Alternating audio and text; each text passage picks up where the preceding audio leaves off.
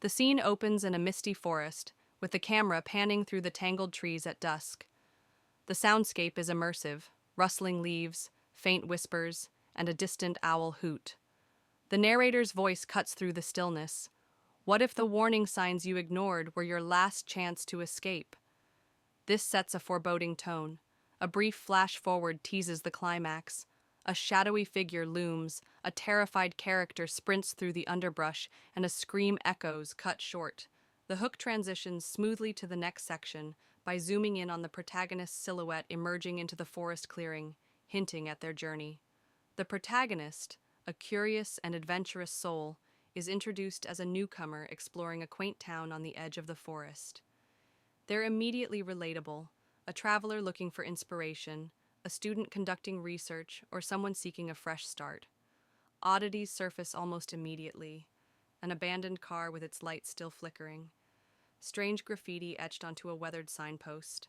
A wristwatch mysteriously stops at 11:11. The tension rises when a local stranger issues a cryptic warning. Don't ignore the signs, or they won't ignore you. The protagonist, skeptical but intrigued, brushes it off as a superstition. As the camera pans back, shadowy figures in the forest appear for a split second, seamlessly setting up the suspense in the next section. The protagonist ventures further, dismissing each warning sign, and the eerie phenomena escalate. They hear whispers and footsteps that grow louder but find no one behind them. Items like their backpack or phone move or vanish inexplicably. Graffiti evolves into cryptic messages aimed directly at them. Turn back. A particularly chilling moment occurs. The protagonist sees their reflection in a puddle, but it moves out of sync. They stumble back, unnerved but still choose to continue.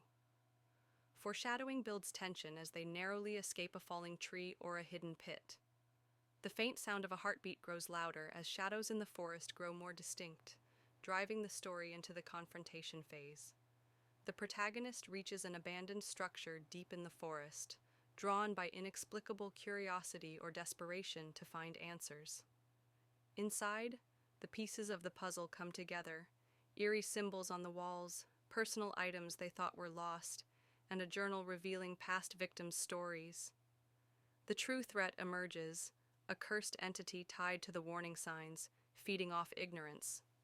The protagonist's earlier dismissal of the warnings becomes their undoing, as each ignored sign directly aids the entity's pursuit. In a shocking twist, the protagonist discovers their connection to the threat, a familial curse, an item they carry, or a past action they can't recall. As the entity looms closer, they must make a final, desperate choice: fight, escape, or sacrifice something precious. The ending is ambiguous, yet haunting. If they survive, they're forever changed, haunted, marked, or cursed.